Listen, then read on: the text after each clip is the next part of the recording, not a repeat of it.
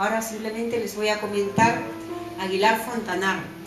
Como saben ustedes, y si no se lo explico brevemente, el Grupo Santillana tiene una serie de sellos editoriales de acuerdo a la temática de los contenidos que hay en estos libros. Quizá uno de los más conocidos es el sello Alfaguara, porque es un sello de literatura, porque en él publican autores de la talla de Mario Vargas Llosa, pero tenemos otros muchos sellos, y entre ellos está el sello Aguilar, un sello bastante antiguo, pero al que se le ha querido renovar y de hacer una colección exclusivamente de crecimiento personal, superación, autoayuda, y este es el sello Aguilar Fontanar. Les voy a explicar brevemente y leyéndolo para que quizá quede más claro qué es Aguilar Fontanar. Estoy segura que a partir de ahora van a ver en muchos lugares, si es que ya no lo han visto antes.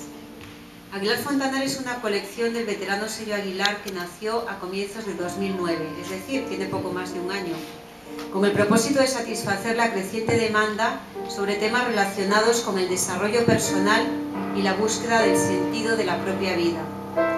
Aguilar Fontanar se centra en el crecimiento personal y espiritual, en los testimonios vitales que conforman una narrativa de sentimientos. Desarrollar la inteligencia emocional y social, atraer nuestros sueños y hacerlos realidad son inquietudes cada vez más extendidas en nuestros días, retos que tarde o temprano se presentan en la vida de todas las personas. Acudir a las fuentes más fieles, a los pensadores que están marcando un nuevo rumbo, expresado con sencillez y gran sentido didáctico, facilita a miles de personas el camino hacia una nueva forma de concebir el mundo que nos rodea y nuestro papel en él.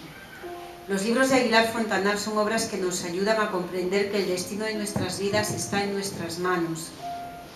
Obras que ofrecen pautas, reflexiones y consejos para disfrutar de nuestras vidas con plenitud y armonía. Los autores internacionales más reconocidos, gracias a su capacidad de comunicación y a la solidez de sus propuestas, tienen cabida en esta colección, presente ya en España y en los principales países de América. Y ahora les pasaré a decir una serie de nombres que estoy segura que les sonarán bastante y que publican en Aguilar Fontanar. Por ejemplo, figuras tan importantes como los norteamericanos Deepak Chopra y Jack Canfield. Son libros que tenemos también en nuestro mercado. La australiana Isha, que el año pasado visitó Perú, el brasileño Icamitiva, el portugués Nuno Lobo Antunes, la argentina Evelyn Bisson, la chilena Lita Donoso o el español Alex Rovira. El mensaje de todos y cada uno de los autores de Aguilar Fontanar es absolutamente universal, por eso se pueden leer en cualquier parte y por cualquier público. A este grupo selecto se une ahora Cinca Sarik, con quien inauguramos las publicaciones peruanas del sello Aguilar Fontanar, con el libro Más allá de tus huellas. Es decir, es la primera publicación que hace Santillana Perú de una autora peruana y se va a unir al grupo que ya estamos comercializando aquí y que están en todos los países. Como les decía al comienzo, Alessandra Canessa, su editora desde hace años, nos va a hacer ahora una semblanza de la autora y de su obra y van a conversar a propósito de ella. Les dejo con ambas. Muchas gracias.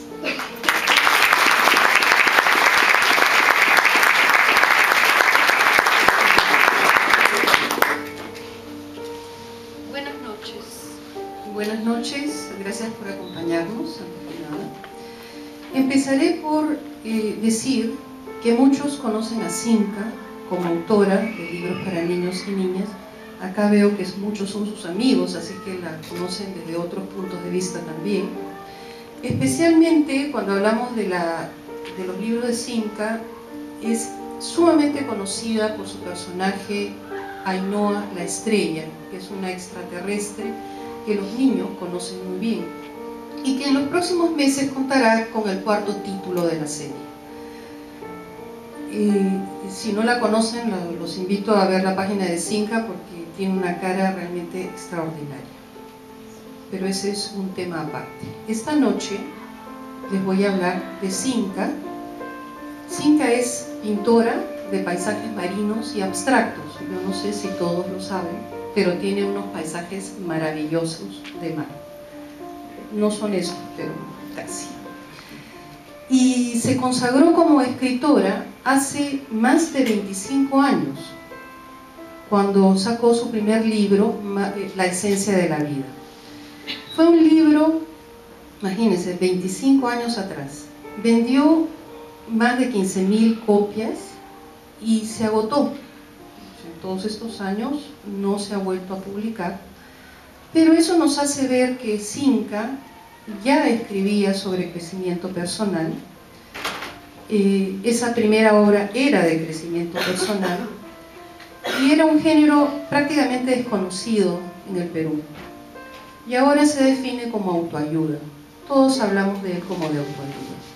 La novela que vamos a presentar esta noche comparte el género de autoayuda. Más allá de tus huellas, el camino de retorno a casa, narra el recorrido de Thais, la protagonista, quien, llena de interrogantes y dudas, realiza un peregrinaje existencial en busca de respuestas. En su camino reencontrará a José, uno de sus maestros, que una y otra vez la alentará a seguir adelante. Esta búsqueda llevará a Thais hasta las costas griegas, donde conocerá a Papú. Papú es un venerable anciano, un guía que, llamándola Thaisis, hija del océano, la enfrenta a sus temores. La única forma posible para que Thais pueda encontrarse consigo misma. La noche de hoy, en vez de hablar de la obra o analizar la novela, como se suele hacer, conversaremos con la autora, con Cinca Sari, para indagar sobre su vocación y su deseo de escribir. Y luego le pediremos que nos comente sobre su proceso creativo de Más allá de tus huellas. Así es que si ustedes pensaban que yo les iba a contar algunos secretos de Cinca, lo siento, pero ella nos tiene que contar todo. Bueno, pasemos a las preguntas. Cinca, comencemos contigo. Cinca, ¿nos puedes contar qué despertó en ti el deseo de escribir la primera vez hace 25 años? Tienes que remontarte. Primero quiero agradecerles a todos el haber llegado hasta acá y acompañarnos con su presencia. Todos son mis amigos y la verdad es que forman parte de mis vivencias y de lo que yo he vivido muy íntimamente. Con respecto a tu pregunta, yo empecé a escribir hace casi 27 años, Alessandra, y fue un momento difícil en el que estábamos atravesando.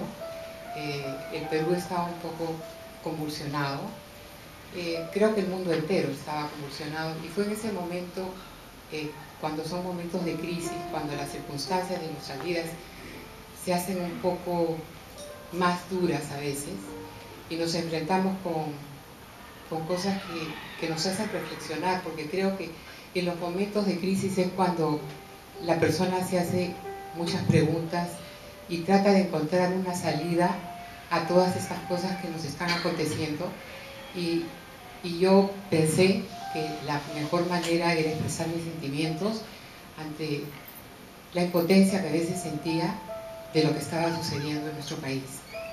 Ese libro se lo dediqué a mis hijas, porque de todas maneras, como era un momento difícil, uno no sabía qué esperaba el día siguiente, y yo quería que mis hijas me conocieran a través de mi obra, y así fue que empecé.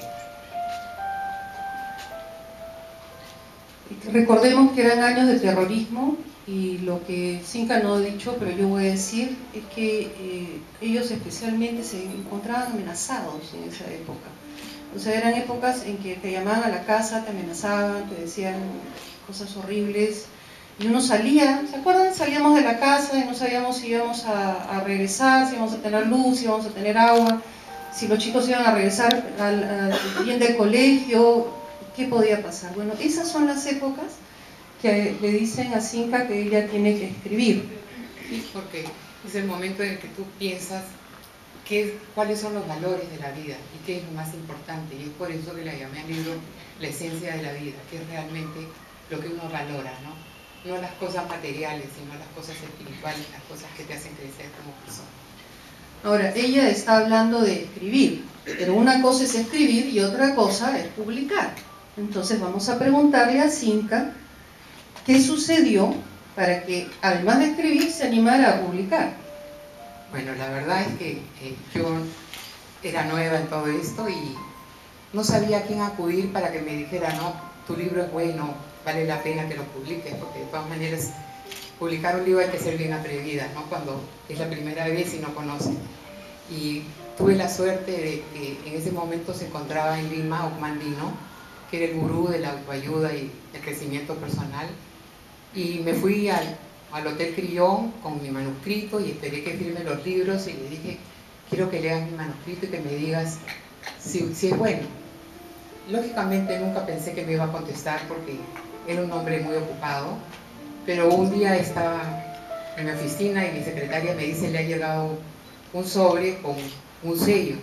Y cuando yo vi el sello que decía, oh, casi me caigo de espaldas. Entonces le dije a la secretaria, tú ábrelo. Si es bueno me lo lees, si es malo no me digas nada. Entonces ella lo leyó y la verdad que las palabras me conmovieron mucho. Yo era muy joven y la verdad que las palabras de una persona con tanto peso para una persona que recién estaba empezando a hacer sus pininos escribiendo, y que me dijera que él recibía muchos libros, pero que el mío lo había cautivado y lo había leído de principio a fin. Entonces realmente me dio, como dicen, dame un punto de apoyo y tocaré las estrellas, ¿no?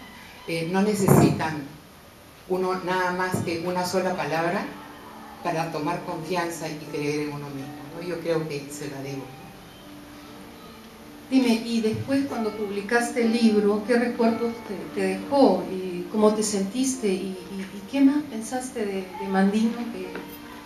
¿Cómo fue tu relación con él? La verdad es que escribí La esencia de la vida, tuve mucho éxito, más éxito del que yo me esperaba, porque fue un libro muy sencillo, fue un libro que llegaba a todas las personas, no habían palabras rebuscadas, y eso era lo que yo quería, hablar en un idioma muy simple.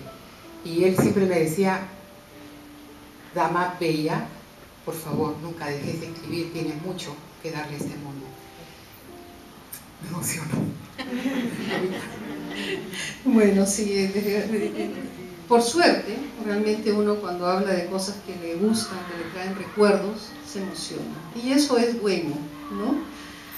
Vamos a dejar la emoción, dice, cuando pasa la emoción del primer libro, porque claro, uno se emociona, porque recuerda todo eso, ¿no? Y no te queda otra que rebasar los sentimientos. Cuando la emoción del primer libro pasó, esa emoción también, ya habías decidido seguir escribiendo. Incluso anunciaste un próximo libro que se llamaba, o que se hubiera llamado, o que se llamó, creo yo, El hombre, un ser impredecible. ¿Qué pasó? Mire, la verdad es que el título del libro era tan sugestivo y como todos somos impredecibles, no lo publiqué. Pero sí tengo que decir que sí di conferencias a la juventud con ese libro en el Centro Permanente de Paz, y creo que sentí que ya había logrado mi objetivo, ¿no? Fui al YMCA, a la municipalidad y hablé con la juventud, y llegó un momento que dije, bueno, yo creo que ya logré con este libro lo que tenía que haber hecho, y decidí pintar porque era una de mis...